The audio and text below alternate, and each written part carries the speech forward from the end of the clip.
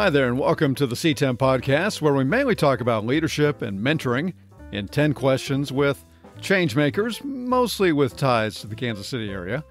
This is all part of the C of the Major Leagues Foundation, and specifically a tie-in to our C10 mentoring and leadership program. I'm Matt Folks, Executive Director of C of the Major Leagues, and usual host of this podcast. I'm honored that you've chosen to listen this week. Thank you so much. Now, let's get into this week's conversation.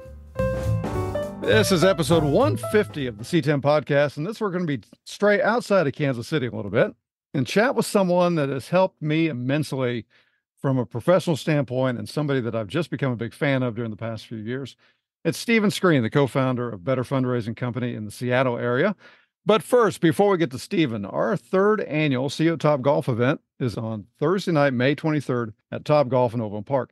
If you'd like to support students and have a blast with 5 other friends, coworkers, family, or just some random folks you invite, please visit cotopgolf.com for more details. And we are getting really close. I think as I record this, we're down to 2 bays remaining. So if you don't get a bay, you can still be a part of our online auction, which is getting ready to start in sometime in mid-May. So visit cotopgolf.com to get more information about that. Now on to this week's guest, Stephen Screen. He's the co-founder and creative director of Better Fundraising Company in Seattle, which launched 10 years ago this month, I believe. But he's been with other agencies and working with nonprofits during an incredible 31-year career. He's been vital to several things that we've done here at C of the Major Leagues during the past 5 or 6 years, and we'll touch on that. But it was the fall of, I think, 2018, probably 3 years or so into this job, and I'm still trying to figure out how in the world to become a fundraiser because it wasn't my background. And I came across a video conversation between these two guys, Chris Davenport and Stephen Screen, talking about fundraising and storytelling. And man, I was hooked.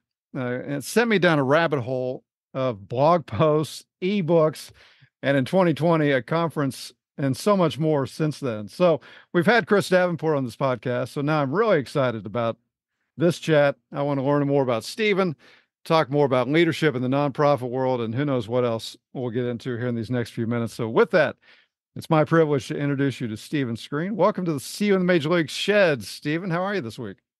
I'm good, Matt. Thank you for having me. What a joy to get to do this with you. Yeah, I'm so excited we were able to do it. Wanted to do it for a while, and we've been trying to schedule it, so it's great to finally be able to here we are. Sit here face to face. So, well, we have a lot to discuss and a lot of things that we'll cover, but we like to start these with what we call pregame batting practice, just a chance to get to know you a little bit better. So here we go. Question number 1, my hero growing up was? Well, in it, my head just went to the baseball context because of See You in the Major Leagues. And I lived in LA until I was 9. So it was Steve Garvey, Dusty Baker, Steve Yeager, Ron Say, Fernando Valenzuela, all of those Dodgers from the 70s.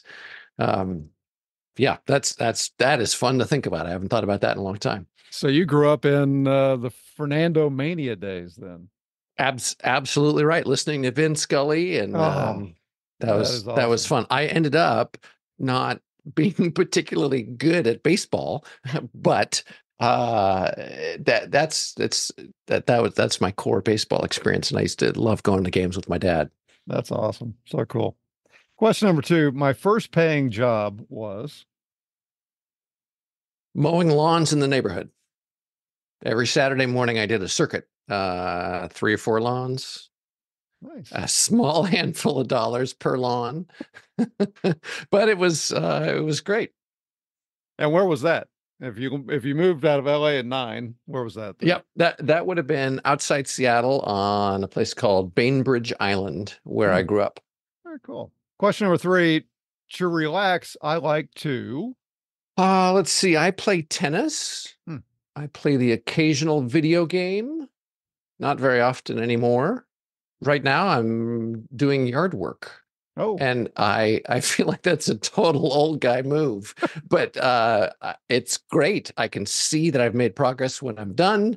My kids don't like it, so they leave me alone because they don't want to get roped in. So it's for now, the Venn diagram of what I get out of yard work is really great. Now, I will say that once your kids leave and you're 6 or 7 years behind us kid wise, it's a little different. I mean, I still Yes. take pride in the lawn, but it's not as much of a getaway anymore. It's just Yeah. kind of a drudgery that you have to do. So Yeah, I think of it as I have this workforce. My kids 14, 13, and 11, and this workforce that is aging into their prime years, but are not picking it up as fast as I would like. But I know I'm only going to have a few years with them, so yeah, that is a thing that I want them to be a part of, working around the yeah. house. Because even now we have our middle one's about to graduate uh, here in about a month, and our youngest is a freshman in college. And when they were at home last summer, it would be, hey, the yard could use some cutting. Oh, Dad, I've got to go to work. And it's like, all right, fine, I'll go do it. Yep. Your old Yep. man will go do it. That's fine. Yep. Hey, question number 4: if I could meet one person in history, it would be. Oh man, I don't have an easy answer to that question. My faith background makes me want to say Jesus. Mm-hmm. I Man, who do there have been so many people that have been really interesting and smart. I'm going to give you a weird answer, which is there was a guy in fundraising by the name of Russ Reed, and he started a very large agency, first in Chicago and then out in LA when they got World Vision as a client. He was one of the first people in the 60s who was using direct response fundraising nationally, and was just apparently a charismatic, really interesting guy who Hmm, was great with people. And I've always thought, oh, I would love to have dinner with him and pick his brain. there you go. Well, let's go back a couple years. Tell me about 17-year-old Stephen Screen. Let's see. He's a senior in high school. He's playing a bunch of tennis. He's not very sure of himself or self-confident, but he's a good student. Applying to colleges and trying to figure out where he fits. Hmm. So you end up at Claremont McKenna College. Yeah, good That research, man. Yeah, well, it's part of the fun I get out of doing these, which I believe is in that's Southern California or Northern. Southern California. Yep, yeah, a little Okay. east of Los Angeles. Okay. How did you end up going there? Really strong academic program. A couple states away from home, and a strong tennis program that I could play for. I wasn't a D1 athlete, but I was strong for the level that I played at. And then their focus was business and government. Hmm. One of the two, I wanted to go in one of those two areas, so that made sense to me.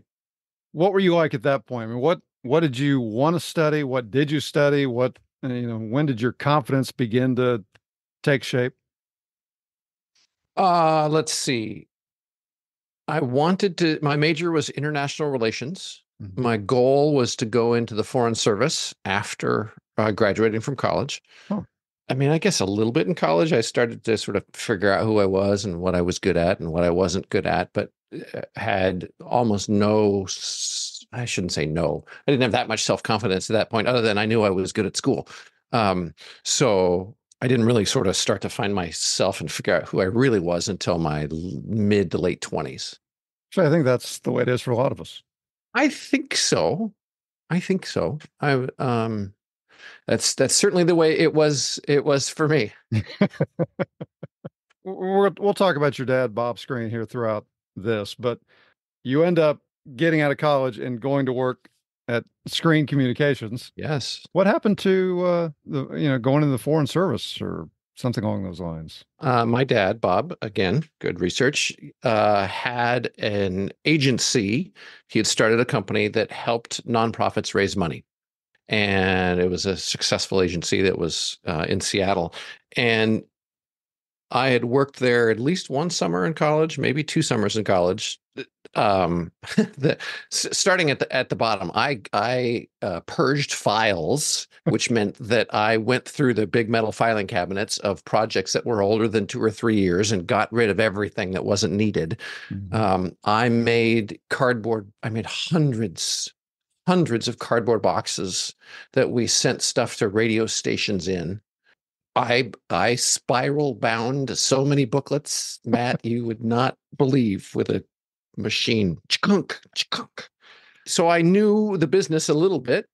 My senior year in college, when so I'm about to graduate. I'm thinking about signing up for the test you take to go into the Foreign Service, and figuring out sort of when and where I'm going to do that. And his vice president leaves his agency and tries to take two clients with them. Hmm. And dad calls and says, "Hey, this has happened. I could use an extra hand around here. After you graduate, could you come work and fill in and do whatever you can?" I said, "Yeah, of course." So rather than taking the Foreign Service test, after, let's see, well, we did nationals for tennis, and then I went home and started working. And I learned two things really quickly that were super helpful for my career. One was that the successful fundraising organizations are kind of following a formula, and that my dad gave me some things. He's like, "I need you to write some of these. Look at the ones that we've done. These are the ones that have worked. Notice what's going on, and give me more of those." And I was able to do that. It was a model that I was able to follow. When I would do that, the second lesson was that he would give me really hard critical feedback. This word doesn't mean that. It means this sentence. You're trying to say this, but you've actually said that. And really, really tough edits that were hard to take, but incredibly helpful in my ability to communicate.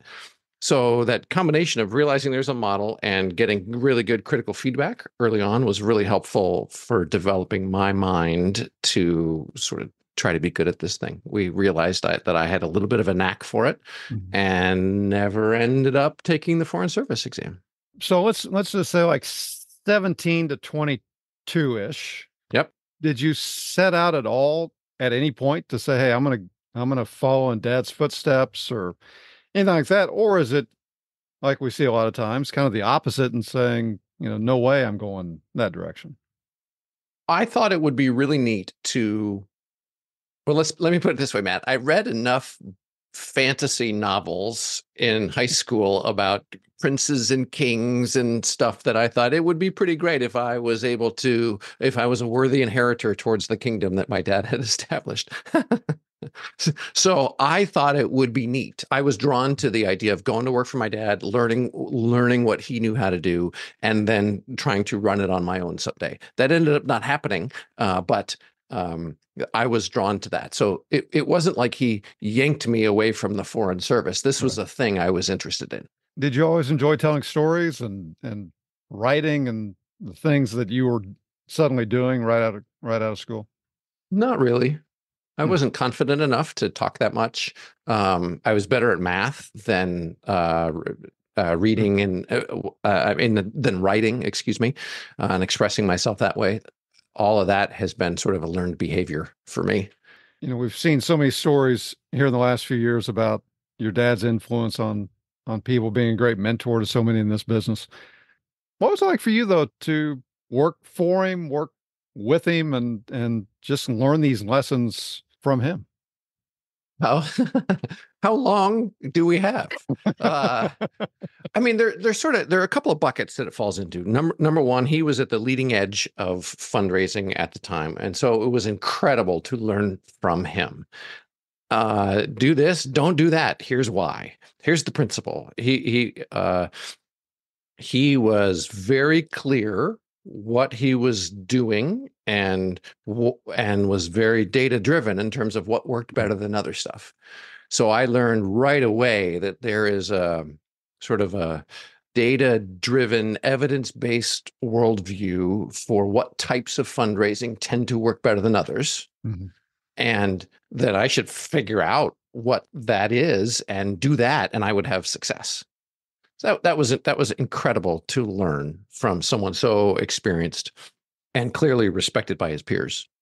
Period. And my dad was a really tough guy to work for. One of the largest agencies in the country right now was started by some people who left my dad's shop because they didn't like working for him Mm. because he was very hard on people.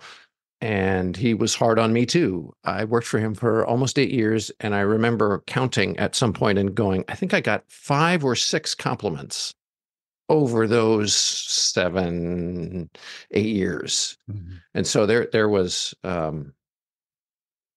that was difficult. And I left ultimately because the father son boss employee thing was all messed up and he and I were not in a good place. He was a hard guy to work for. And I was his son. So that sort of adds another depth to the thing. Mhm. And thankfully I left the sort of strength to do that. And our relationship got steadily better after that. Hmm. So obviously we talk a lot about leadership and mentoring, and how would you describe him as a leader? Um, Insightful, demanding, didn't suffer fools. The way I encapsulate it, there's some more depth here, but the way I describe him is he was hard on ideas and hard on people. By hard on ideas, I mean really picking them apart. Does this make sense? Or do you mean what you say you mean? Is Mhm. this going to do really what we want it to do? Have we defined what we're trying to do really clearly? Right? So hard on ideas, hard on people.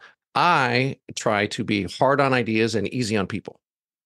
To answer your question, that's the summary of what I took away of trying to keep his rigor in terms of thinking things through, doing a Mhm. good job, making sure you know what you're doing, and yet being kind to the people around who aren't. For me, for instance, 31 years I've been doing fundraising now. Most people aren't as far along the fundraising continuum as I am, only because of time, not because of talent, not because of anything else. And so I try to recognize that all the time when I'm talking to someone who says, well, why in the world would we use the mail? The mail is dead. Well, okay, well, let's talk about that as opposed to slapping my head and calling them names. Right. This is J.R. Buckner, President and CEO of First Federal Bank of Kansas City. We hope you're enjoying this week's conversation. For this week's Student Spotlight, I'd like you to meet one of the students in our C10 Mentoring and Leadership Program. My name is John Wilson. I go to Lincoln College Preparatory Academy, and C10 has made an impact on my life because I had to learn how to get comfortable with the uncomfortable. I am a talker, but at the same time, if I don't really know anybody, then I kind of get quiet. But C10 has taught me it doesn't matter who you are as a person, just speak up because, you might learn something from somebody else if you speak up.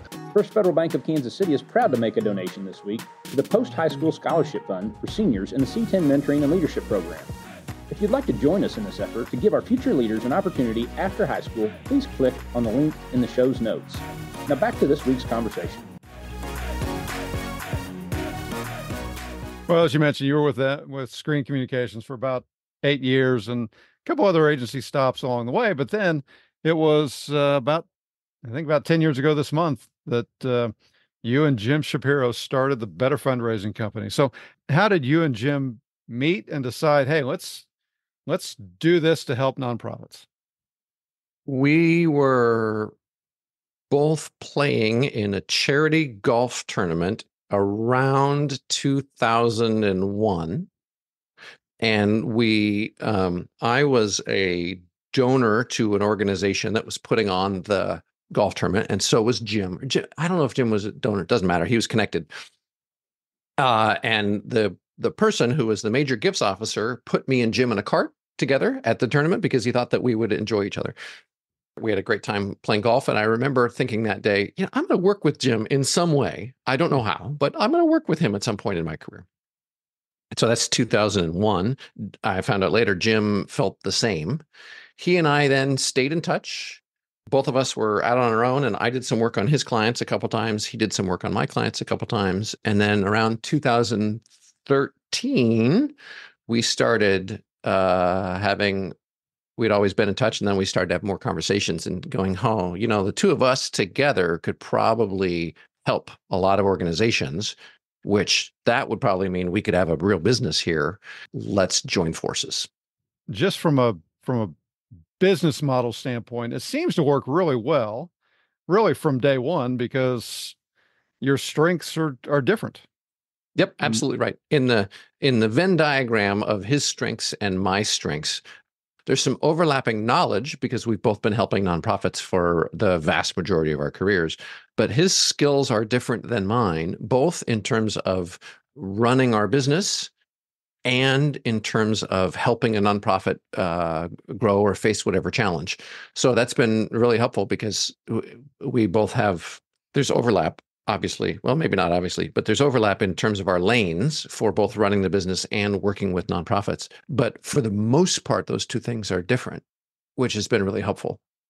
Yeah, you'd known him for a few years and had been a part of similar projects together, but were there any challenges just as you're building this working relationship together and building this business together? Yeah. Challenges that stemmed from having been our own bosses for a while and having a partner. There was a time where Jim made a banking decision that and I was like, wait a minute, hold on. You made this decision, but you didn't. You just sort of told me what we're going to do, and I would like to have a voice here. Mm-hmm. And he was right, by the way, but he was sort of going back into the solopreneur as opposed to partner. And then for me, there was a time where he was very much put off because he felt like I was critiquing him, and I was just trying to be hard on the idea and go, I don't think this is the right thing. And so I had to go, hold on, I gotta do this differently with my partner. So there were those types of things. But for the most part, Matt, our values are pretty much the same, and our communication is good. And man, those two things are incredibly helpful to have a successful partnership. So you guys are doing this for a few years on your own, just the two of you, and then you start growing. And how many employees now does Better Fundraising Company have? 11. Scattered about the country, not just in Seattle. Scattered about in the country. That's been great, frankly, in that we pay competitive rates, and with Zoom today, you can be anywhere.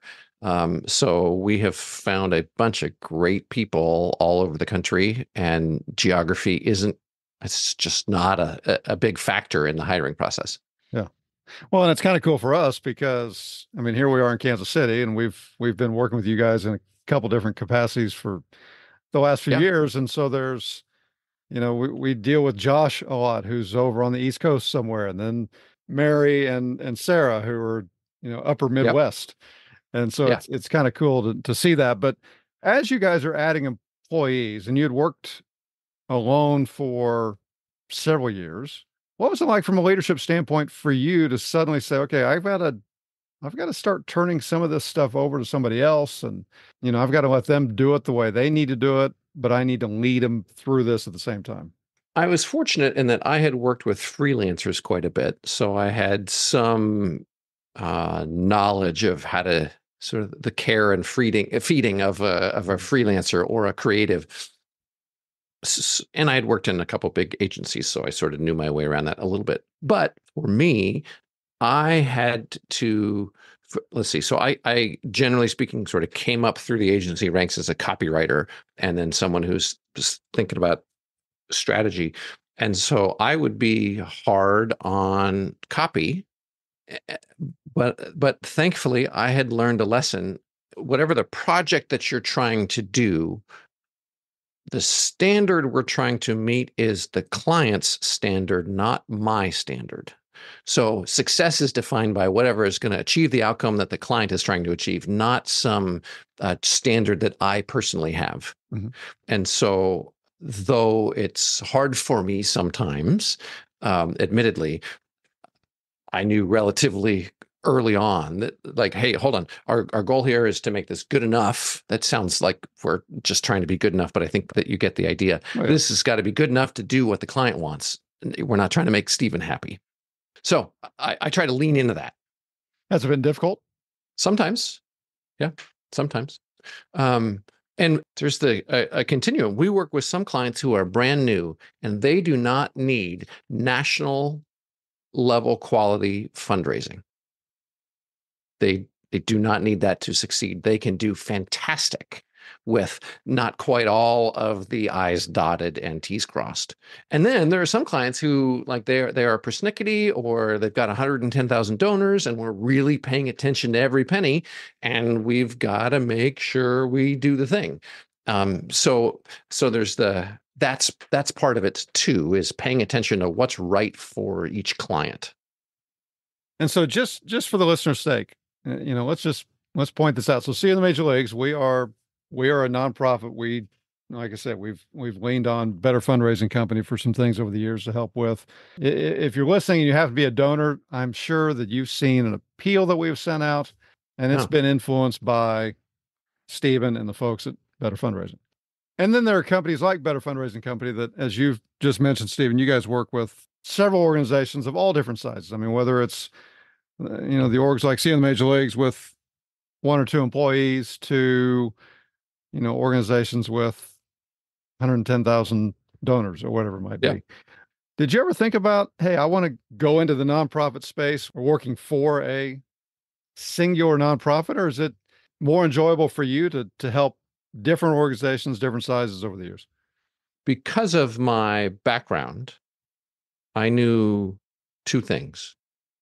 Hopefully more than that. But I knew that you couldn't make really good money working at a nonprofit. And I had seen my dad have some success and saw that was because he was serving a bunch of nonprofits, and thought, okay, well, that's a direction I want to go. And then number 2, I also knew that I wasn't really cut out to. I think I would get bored, and my performance would degrade over time if I was only at one organization. Mm-hmm. I don't think that would go. That's not what I should do. Hey, we got to know our strengths, don't we? We got to know our strengths.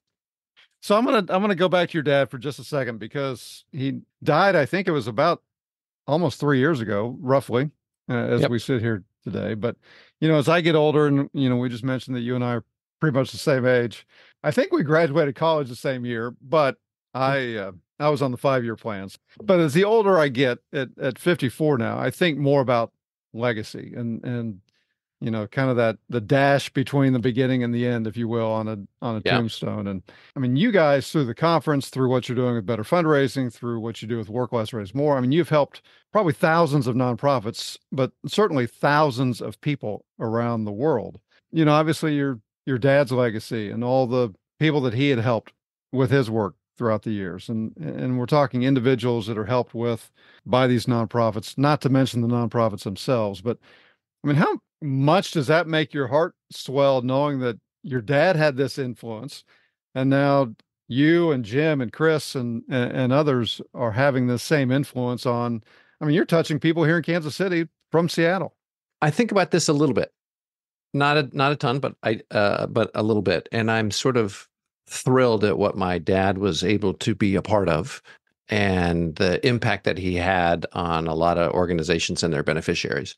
And then to know that I am able to take some of that hard-won knowledge, because he was in the sort of the first generation that was figuring this stuff out, to take that and then trying to expand it to make it more available to more people is meaningful. I remember asking him at one point, because he had answers for everything. He had seen it all. I was like, why don't you write a book? And his response was, why in the world would I give away the competitive advantage that I have over everyone and that my clients have for hiring me to someone else for $20? And I understood that there's a particular point of view where that makes a ton of sense, but it never sat well with me. And then when I left helping big national nonprofits, I saw that the smaller nonprofits, who I assumed knew all the same stuff, I saw that small nonprofits didn't know anything. And then I started looking into it and seeing, this is a long answer to your question, Matt, but seeing the incredible explosion in the number of nonprofits in the 90s and 2000s, the lack of any real training for how to do fundraising, and then a whole generation of folks sort of eternally lapsed without passing on some of their knowledge about how to do this. And I think there's a massive knowledge gap, especially at small to medium-sized nonprofits, for how to do effective fundraising. And I feel like I'm very fortunately placed in a role where I could do some of that. And I always felt like it's not a zero-sum game. We should be sharing this knowledge as much as possible. If we can raise the tide, all the boats go up. And so I think about that all the time. How can we make these ideas spread? How can we make them spread to help as many organizations and people as possible? And if we do that, my theory is that a good business will be there too. Right. As opposed to the really make the good business and lock the knowledge in. So I'm trying to come at it from the other way, if that makes sense. Well, it makes perfect sense to me because, I mean, I literally, on Friday, I printed this off and just brought it out to the shed today. But I mean, I've got this ebook, Appeal Letters in a Box. And I mean, it's just this resource from Better Fundraising that has all sorts of letters that have worked over the years, and you've made notations on them. And I mean, you're giving it away for free, but it's helping the little guys out there. Yeah. Most people don't know this, but the original name for the Better Fundraising Company was Better Fundraising for All. That was the first blog that we started, but we had no revenue model. We thought that if we give it all away, business would magically come in. I'm selling us a little bit short, but there's some truth in that jab. And so like, hold on, we both know the agency model. Let's do that. And then the first thing to do to share the knowledge was to start a blog on the understanding that if we successfully give away really helpful knowledge, people will start paying attention. And if enough people are paying attention, enough of them are going to need someone to do the work, and they'll hire us.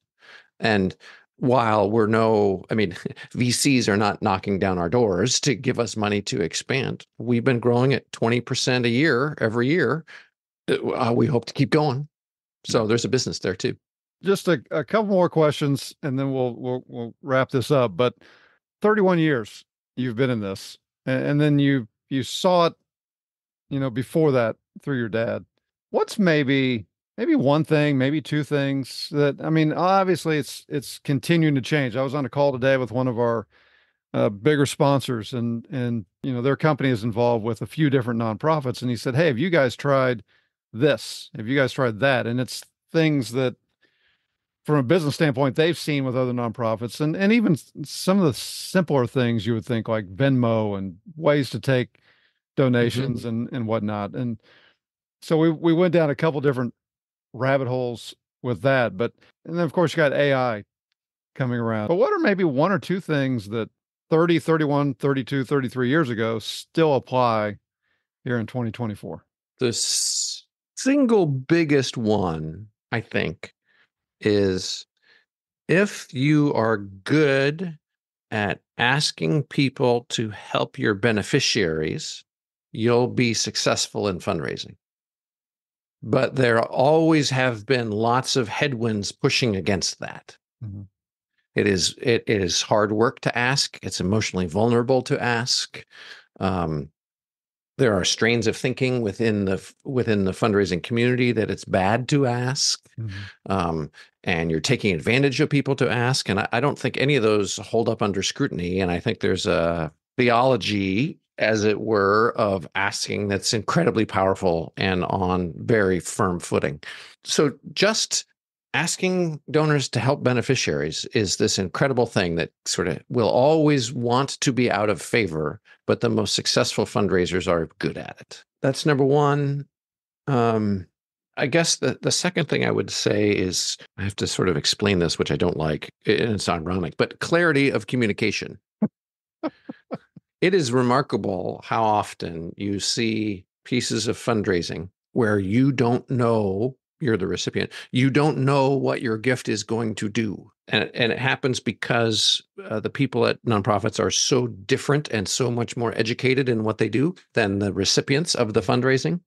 And it happens because people are moving fast, right? I'm processing emails 1 second or whatever, and direct mail. You got me for 5 or 7 seconds, and it's to get good at describing why the gift is needed and what the gift is going to do, and then later on in different pieces of communication, why the donor's gift was so important and how big a difference it made. You get good at those things, and you're going to succeed. Mm-hmm.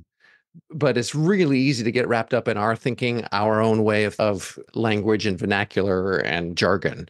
It's hard to communicate clearly. Mm-hmm. How have mentors helped you in this journey? Oh my gosh, man. Knowing people are in my corner and want me to succeed, the ability to call someone with a question, the occasional critical feedback and guidance. Along the line, there have absolutely been some people who have sort of changed my trajectory that are just incredibly valuable. Stories are incredibly powerful for all of us. And it doesn't matter what business you're in, doesn't matter what you do, what you don't do. I mean, stories are just incredible for all of us in so many different ways. If you're talking to a business leader and talking about the importance of storytelling, and he or she says, it's Stephen, I don't know what story to tell. I don't even know how to get started telling a story. What advice would you give? Where I always go back to is, what does the customer or potential customer value? And then I try to look at, well, from a fundraising perspective, I try to look at what part of our programs or activities are aligned with what the donor values. And from a business point of view, I'm trying to look at, okay, what is this, because our business is serving nonprofits, what is this nonprofit trying to achieve that we can help them with at a reasonable cost? And like the story that we tell, it's a super small story, but it is a story nonetheless, where we say, for less than the cost of an employee, we can create your fundraising. And that I go further, but that right there sort of tells a little story that doesn't really have any numbers in it. Mm-hmm. And I try to move as quickly as possible to what they are trying to achieve. So that's how we think about it. Yeah. Finally, I asked you about 17-year-old Stephen Screen. If you could go back today, what would you tell him? To be confident, to trust your instincts, and that there are all of these benefits that accrue from hard work. And it's, man, when you're 17, it's so hard to know that. Right.